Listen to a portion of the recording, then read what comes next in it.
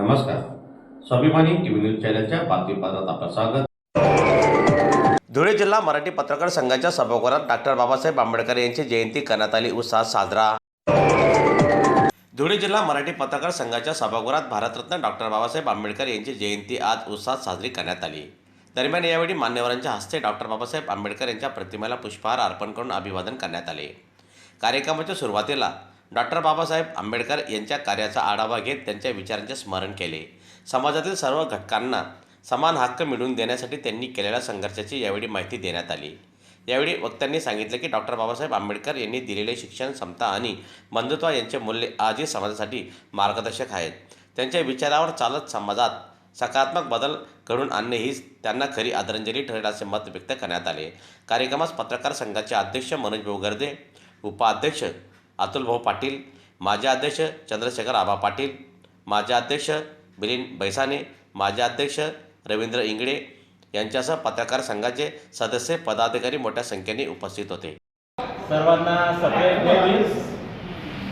विश्वरत्न doctor Babasaheb आंबेडकरांच्या 135व्या जयंतीनिमित्त धुळे जिल्हा मराठी पत्रकार संघामध्ये संपूर्ण पत्रकार बांधवांनी बाबासाहेबांच्या प्रतिमेला अभिवादन केलेलं आहे. आज समता, बंधुता आणि एकता या मूल्यांची आज आठवण करून देण्याचा दिवस आहे.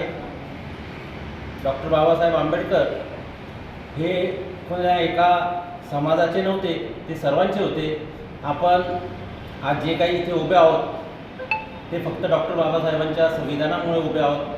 माणसाची जाणीव करून देण्याचा आजचा दिवस आहे.